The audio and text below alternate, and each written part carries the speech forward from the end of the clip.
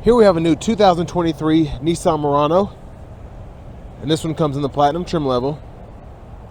This comes in the beautiful ember scarlet tri-coat on cashmere leather interior, and the powertrain consists of a 3.5 liter naturally aspirated V6 mated with a CVT, and that gets us 260 horsepower, 240 pound-feet of torque. So as we get to the front end here, pretty much everything carries over from 2022. We have that same front fascia, LED headlamps, LED daytime running lights, and LED fog lights. But this color just looks so stunning in. And let's check out these wheels here. These are going to be 20-inch aluminum wheels. We get passive keyless entry. And then here we have the controls for the power windows, power door locks, power mirrors. Then we have memory seating as well. And we do have one-touch auto up and down for the driver and front passenger, which I appreciate. And I really love this door trim here. That looks really nice, and it really goes good with this cashmere here. And then we have a cup holder down here, little storage pocket there. And there are the controls for the heated steering wheel, traction control, power lift gate, safety shield. Gonna open that. And there is our driver's seat, which has power and power lumbar support. And I really love that stitching here in the insert. Looks really nice. But next, let's check out this rear seat room.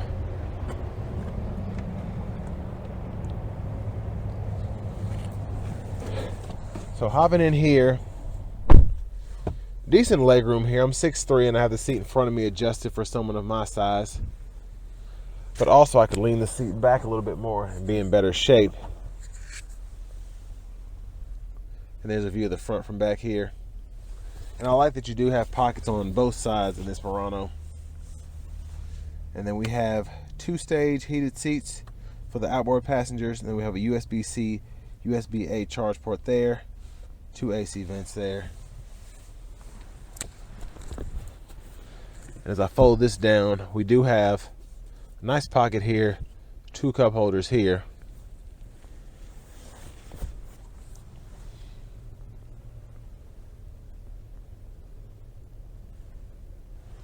But next, let's go ahead and take a look at the back seat, or the cargo space, excuse me. Before we go there, just gonna take a quick peek. There's our gas tank, and there's a gas cap there. And we do have to hit that latch from up front. There's the back end there, LED tail lights.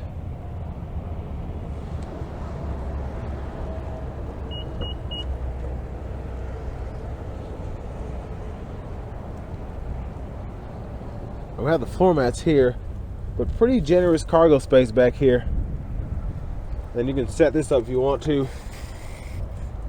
Gotta pull it up right there on either side. Just kind of difficult for me to do, but you can set that up like that, and it's pretty easy to retract it. But you can pull this here, and then that folds that seat flat when the front seats are up far enough. And you have one on either side.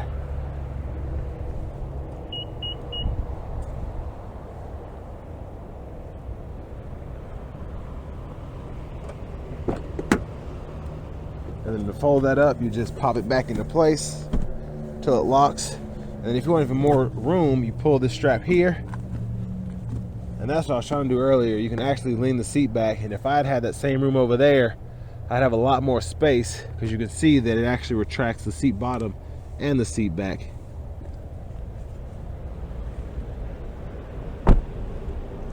Get passive keyless on the front passenger side. And then here we have our power front passenger seat. Really like the look of these seats though.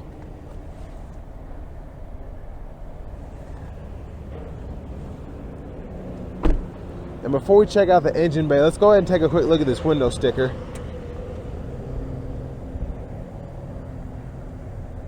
So this one stickers for $49,635, but look at all these standard options here. So you get quite a bit.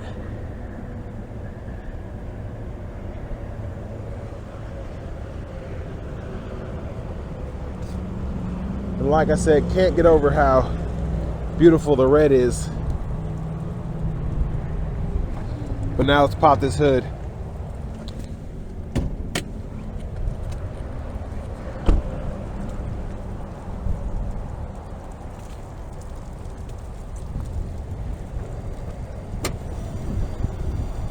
And there's that 3.5 liter naturally aspirated V6, excuse me.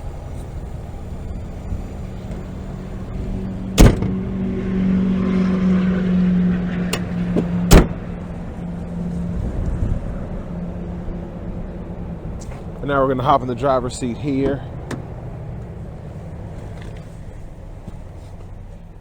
Finally out of that wind and road noise, so we can get this really nice heated leather wrap steering wheel. Feels really nice, really thick padding. I like that. And it's easy to put my hand pretty much anywhere throughout the steering wheel. But over here, this radio carries over. We have that screen there. There's a navigation screen. And then we get AM, FM, XM along with Bluetooth audio. We still have a CD drive, which is nice. And we have USB ports for the Android Auto or Apple CarPlay we can use. There's our home page there. And of course, with XM setup, we can have XM traffic, sports, stocks. And we can customize the actual home menu as well. And all of our quick shortcuts here. I like we have actual buttons to get back to the main menu though.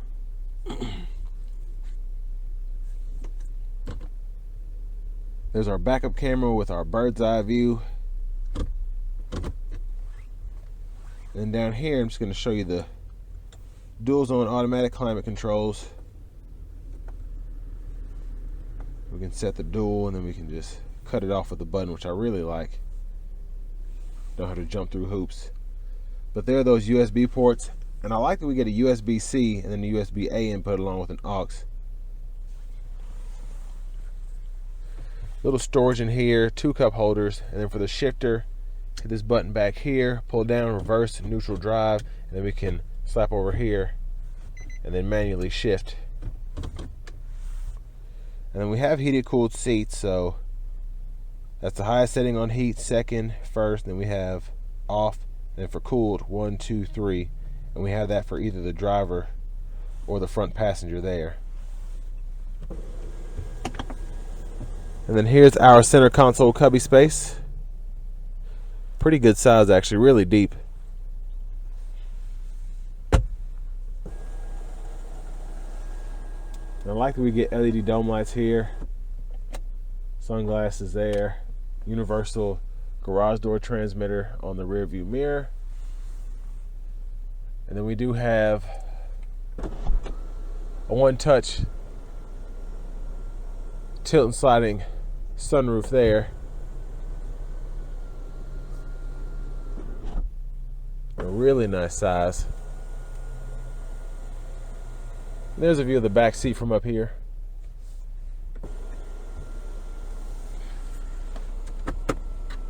And there's our glove compartment, and we do get owner's manuals in here.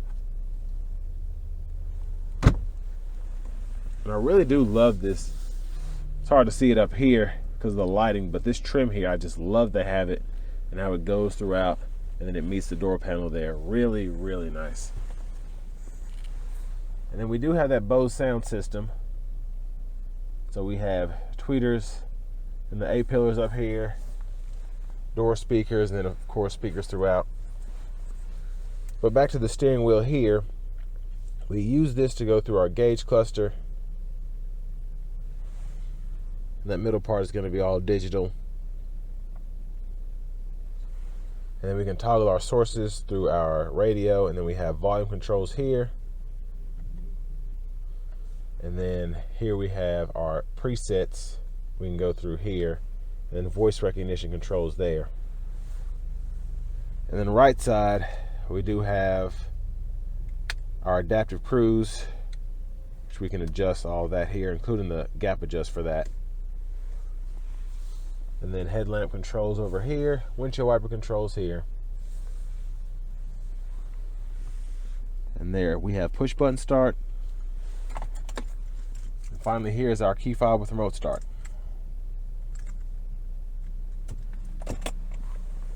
But next, we're going to take this Murano Platinum out on the road for a quick test drive.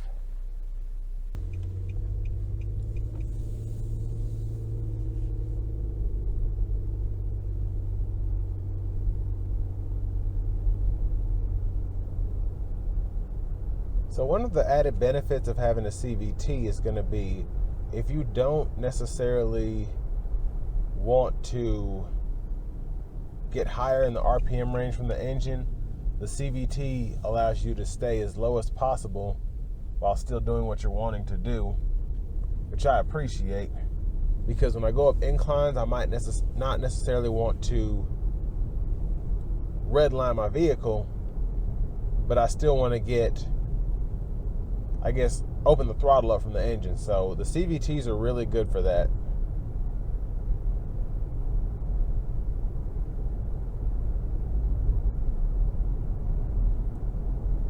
And overall, I've driven a couple Muranos, and I can just say this drives so well.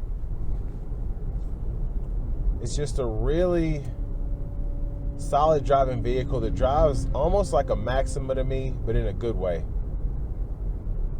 Because I love how the Maximas drive, I love the comfort in the Maximas, and I love the visibility in them. So this has pretty much all of that. And most importantly, it has the looks as well. I will say the Maxima and the Murano as well are some of the better looking cars out there. They just look cool. And that's probably one of the biggest reasons they sell like they do. Because there's really nothing special about the CVT. Most people who buy these don't know or care that it has a CVT. They just like that when you go or hit the gas pedal, you go, and that the vehicle looks good. And that's what makes these such good options for a lot of people. I'll give it a little throttle here.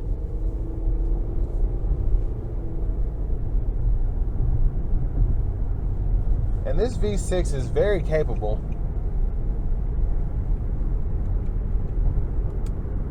We're going to put the intelligent cruise control on, and you can see it's already slowing me down as I try to speed up to keep that safe distance between myself and the vehicle in front of me. And if I turn the safety shield on, we'll get the lane departure as well. I do wish that the lane departure did more, because this one basically just tells me, hey, you're out of the lines. It doesn't bounce me back or anything. It just vibrates the steering wheel. But a lot of people don't like having that intrusiveness of lane departure, but they still want the, I guess, the ease of using adaptive cruise control. So the adaptive cruise in these is very good. I would just want lane centering personally.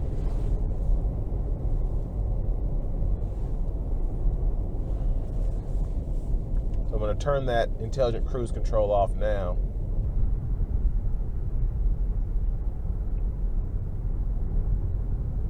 But I really just like how these drive. They drive so well, and the interior is so nice. It's not what I would expect from a Nissan, maybe an Infiniti, and it's nice that I get all of that in a Nissan Murano.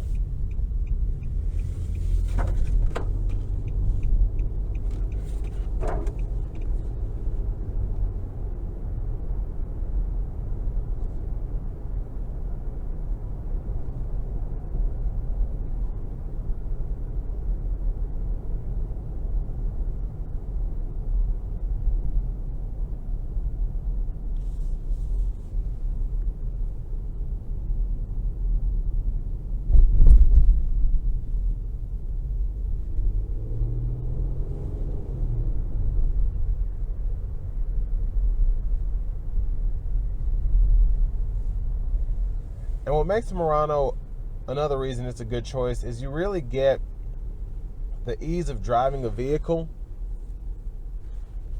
but you still have a lot of added safety features. So if you have, let's say, a 14, 15 Murano, there's not going to be a learning curve, like you have to worry about this or they did this differently. Like, everything is pretty much the same.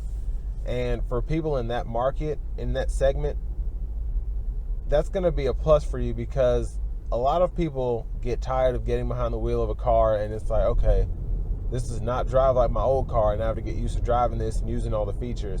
This is not one of those. And the screen is easy to use, the AC controls are easy to use, even the safety shield is easy to use. So you're not going to have an issue having to learn how to drive this car.